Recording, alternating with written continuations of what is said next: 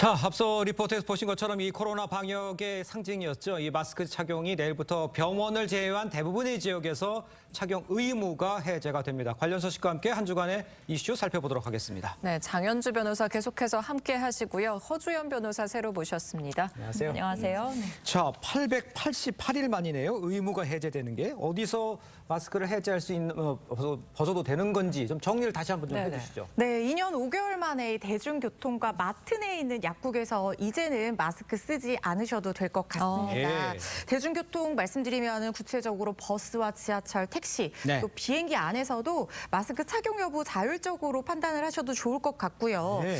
그리고 이 대형 시설 내의 약국, 예를 들면 마트나 역사 안에 있는 약국 같은 경우에는 사실 처방전을 받아서 조제를 하러 가는 사람보다는 뭐 기차 타거나 하면서 일반 의약품, 맞아요. 상비약 같은 거 사는 분들이 그렇죠. 많은 네네. 일반 소비자들이 많이 방문을 하잖아요. 예. 거기다가 이 구역이 구별되어 있지 않은 곳이기 때문에 사실상 공기의 흐름을 같이 공유를 하는 상황이어서 네네. 이 마스크 착용 의무를 강제하는 것보다는 자율에 맡기는 것이 훨씬 득이 많다 이렇게 판단을 한 걸로 보입니다. 예. 다만 그런다 하더라도 일반 약국은 상황이 다를 수 있습니다.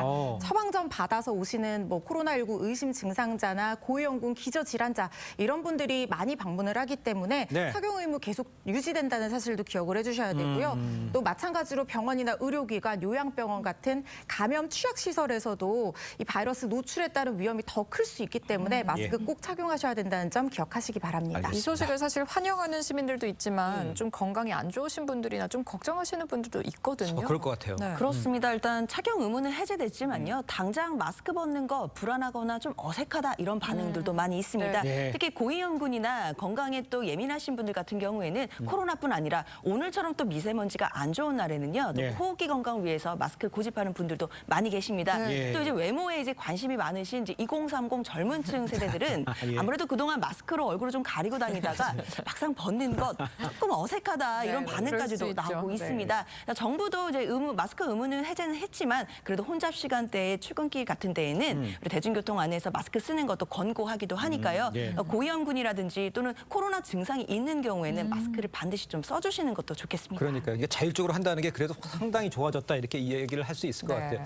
자, 이제 궁금한 게 남은 방역 조치가 있을 텐데 그게 뭔지 그것까지 언제 완전히 해제될지 그걸 좀 짚어주시죠. 네네. 남은 방역 조치하면 대표적으로 두 가지 떠오릅니다. 네. 의료기관에서 마스크 착용 의무와 또 확진됐을 경우에 7일 격리를 해야 되는 의무 이 네. 두 가지 생각해 볼 수 있을 것 같은데요. 예. 지금 정부가 이달 말에 방역 규제 완화 로드맵을 발표하는 것을 목표로 지금 논의를 하고 있는 상황인데 아직까지 방역 당국이 이 두 가지에 대해서는 좀 신중한 그런 입장입니다. 네. 말씀드렸던 것처럼 의료기관에는 고위험군이나 기저질환자들도 많이 방문을 하고 또 의심 증상자도 방문을 할 수 그렇죠. 있기 때문에 예. 아직까지는 마스크를 착용하도록 하는 것이 더 얻는 것이 많다 이렇게 판단을 하고 있는 걸로 보이고요. 네. 또 이 확진자 7일 격리 같은 경우에는 우리나라가 사실 아프면 쉬는 문화가 잘 정착이 안 돼 있어요.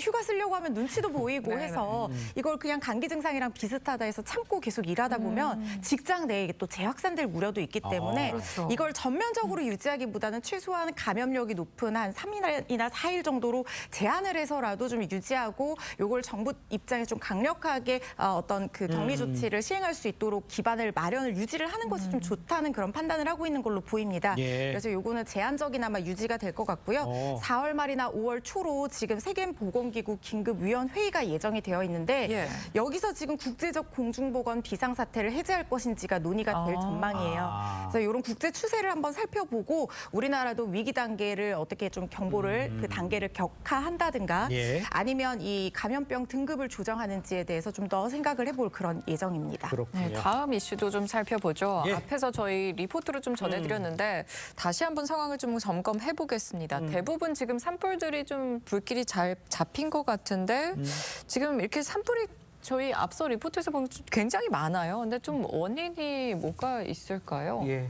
네, 산불 원인 같은 경우에 사실 입산자 실화가 가장 큰 원인이기 때문에 예. 그런 부분이 좀 문제가 되고 있고 지금 산불 지금 어제 밤에도 굉장히 많이 발생했거든요. 맞아요. 오늘 오전에도 불법 좀 있었어요. 맞습니다. 예. 불법 소각이 가장 큰 원인으로 지금 맞아요. 확인이 되고 있는데요. 예. 지금 전남 순천시 별량면 야산에서도 어제 밤 9시 20분쯤에 큰 불이 발생을 해서 산림 15헥타르 굉장히 많은 분량입니다. 이런 거 태웠고요. 다행히 인명 피해는 없는 것으로 확인이 됐고 예. 그리고 또 강원 평창군에서도 산불 소식 전해졌습니다. 네. 축구장 21개와 맞먹는 면적을 태우고 9시간 만에 지금 꺼진 상태이고 예. 뿐만 아니라 화순군에서도 지금 야산에서 불이 났는데요. 요것 역시 산불이 입산자 실수로 지금 발생한 것으로 추정되는 상황이거든요. 예. 그래서 지금 들어갈 때 이 화기 자체를 가지고 들어가는 것을 특히 지금 산불 조심 기간만큼이라도 주의를 좀 하셔야 될 것 같습니다. 알겠습니다. 지금 산불 건조 상황도 굉장히 좀 심각한데 예. 어느 정도 건조하길래 이게 이렇게 좀 정부가 주의를 내는 거죠? 정말 심각합니다. 서해안이나 남해안 일부를 제외한 전국 대부분 지역에서는 건조주의보 내려져 있고요. 네네. 실효 습도가 25% 이하로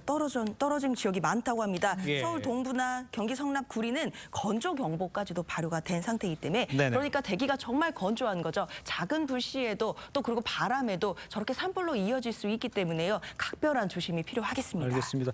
일단 저렇게 그러니까 실수로 해서 자꾸 이제 불을 내게 하는 사람에 대한 처벌을 갖다가 이제 강화하겠다 이런 이야기도 나오고 있는 거죠. 그렇죠. 지금 삼림 100m 안에서 불을 붙이기만 하더라도 최고 100만 원 이하 과태료가 부과가 될 수가 있고 예. 실수로 불을 낸다고 하더라도 징역형에 처해질 수 있거든요. 예. 그래서 지금 요건 산불 조심 기간이 2월부터 15일까지 한 100일 정도 지정이 되어 있잖아요. 네네. 이 기간 동안만 아예 산에 가실 때는 화기 자체를 소지를 하지 않고 특히 담배, 흡연, 꽁초 아무데나 버리시거나 아니면은 뭐 소각 쓰레기 같은 거 소각하거나 뭐 지푸라기 같은 거 태우시는 분들 많거든요. 네. 그러니까요. 그런 분들 때문에 산불이 실화로 발생하는 경우가 많기 때문에 이런 예. 것들 특별히 주의를 하셔야겠습니다. 알겠습니다. 자, 다음 이슈도 좀 살펴보겠습니다. 출퇴근길 지하철 승하차 시위를 주도한 혐의를 받는 이 박경석 전장현 대표 경찰 체포 하루 만에 석방이 됐습니다. 이렇게 하루 만에 석방된 이유 어디서 볼 수 있을까요? 우리 박선주현 변호사. 네, 지금 구속 필요성, 그러니까 도주나 징계 인멸 우려까지는 지금 예. 경찰이 없다고 판단을 하고 있는 걸로 보입니다. 예. 박경석 대표 다 아시는 것처럼 지하철 승하차 관련한 과격 시위를 주도한 혐의, 업무 방해와 또 집시법 위반 등 38개 혐의로 체포 영장이 발부가 돼서 네. 경찰이 이 출석 요구를 했는데도 18차례나 불응했기 때문에 영장이 발부가 됐거든요. 예. 이 영장이 17일 오전에 집행이 됐고 인신 구금 상태에서 조사를 받았습니다. 체포영장 같은 경우에는 이렇게 발부돼서 인신 구금을 하게 되면 48시간 이내에 구속영장을 청구를 하지 않으면 석방 조치하도록 규정이 되어 있습니다. 아. 경찰이 조사 결과 뭐 구속 여부가 좀 불필요하다 이렇게 판단을 해서 예. 귀가 조치를 한 것으로 지금 예상이 되고요.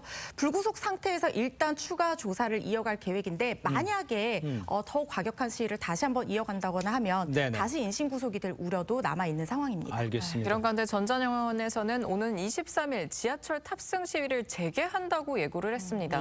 정부와 서울시 그리고 전장현 사이에 좀 갈등, 이걸 해결할 좀 접점은 없을까 싶거든요. 지금 전장현에서 주장하는 핵심 내용은 이동권 예산을 대폭 늘려달라는 거거든요. 시설 관련한 예산을 22억에서 807억으로 증액해달라고 요구를 하고 있고 네네. 활동 지원 예산을 2조 원 규모에서 3조 원 정도로 늘려달라고 하고 있는데 물론 장애인 이동권 보장 너무나 중요합니다. 사회적 약자에 대한 배려도 있어야 됩니다. 예. 그렇지만 지금 이렇게 예산을 무조건적인 장애인 복제만 100% 편성할 수는 없는 상황이고 그렇겠죠. 지금 서울시 기준으로 저상버스가 60% 정도 도입이 됐고 네네. 지하철 승강기가 94% 정도 지금 확충이 되어 있는 상황이거든요. 예. 정부도 장애인 이동권을 위해서 지금 노력하는 방향으로 나아가고 있는 상황이에요. 예. 그래서 이 전장현 측에서도 속대에 대한 기대감이 지금 조금 높은 상황인 것 같은데요. 예. 어엿한 시민사회의 일원으로서 자신의 어떤 요구를 주장하고 어떤 방법을 행사를 할 때에는 당연히 공동체의 어떤 공감대를 이끌어내는 방향으로 나가는 게 맞다고 생각이 되기 때문에 네. 정부의 어떤 방향을 믿고 이 자신들의 어떤 요구를 관철하는 방법이나 이런적인 측면에 있어서 좀 권리를 요구할 때 불법적인 방법으로 흐르지 않고 설득력을 가질 수 있도록 좀 고민해봐야 되는 시점이 아닌가 그러네요. 싶습니다. 이게 결국 이 장애인들에게도 이동할 권리를 보장해 달라는 것이 전장현 측의 주장이잖아요.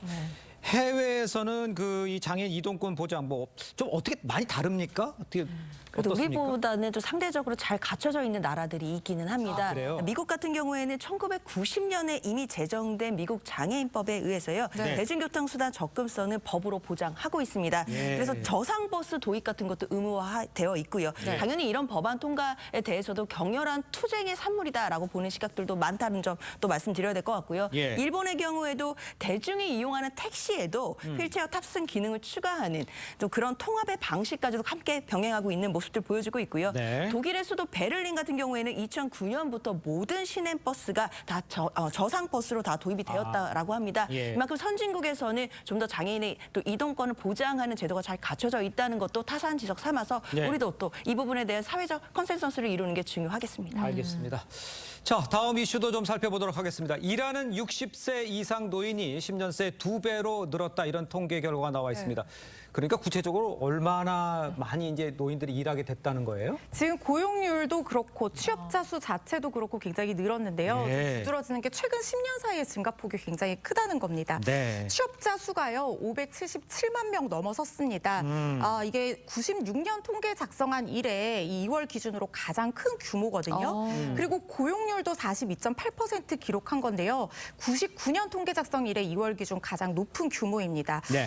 특히 이 고용률 같은 경우에는 60세 이상 고용률이 2003년도에는 지금 32%였는데요. 네. 그 2013년까지 10년 동안에는 0.8%포인트 늘어났는데 최근 10년 동안에는 무려 10%포인트 2배 가까이 급증을 하는 그런 예. 수치라고 합니다. 원인에는 여러 가지가 있을 수 있을 것 같은데요.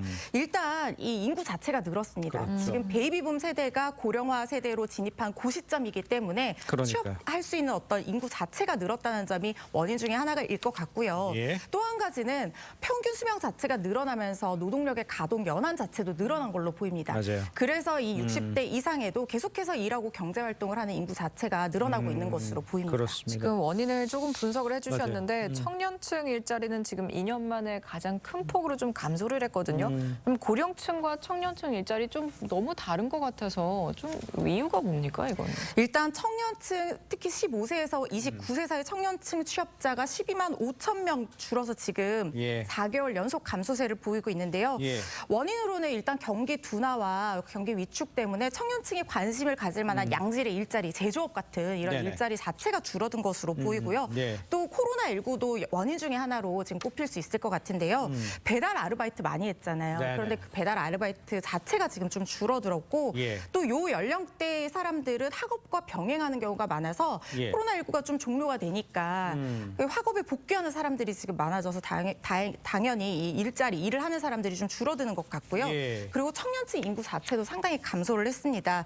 그리고 또 작년 같은 경우에는 오히려 청년층 일자리 굉장히 늘어났거든요. 그래서 이 늘어나고 나서 1년 정도밖에 지나지 않았기 때문에 예. 일자리 자체의 어떤 기저 효과가 유지가 되고 있는 걸로 네. 보여서 좀 지켜봐야 될 필요성은 있어 보입니다. 알겠습니다. 근데 고령층이 그럼 일하고 싶은 이유도 있을 것 같아요. 인구가 늘어난 것도 있지만 좀 배경이 있을 것 같은데요. 물론 여러 가지 이유가 있습니다. 허 변호사님 분석해준 다양한 요인들이 있지만 네네. 그래도 일단 경제적인 이유가 좀 가장 큰 경향을 보이는 것 같습니다. 네. 특히 이제 고령층 인구가 계속 근로를 희망하는 연령이 평균 73세까지였다라고 하고요. 예. 일하고 싶은 이유 중에 가장 큰 비율로 나왔던 대답이 생활비에 보탬되고 싶다는 것이었거든요. 예. 아무래도 지금 경제가 굉장히 어려워지고 고령층에게도 또 가혹한 또 경제 현실이 있다는 부분도 반영된 결과로 봐야겠습니다. 알겠습니다. 자, 두 분과는 여기서 인사 나누겠습니다. 고맙습니다. 감사합니다. 감사합니다.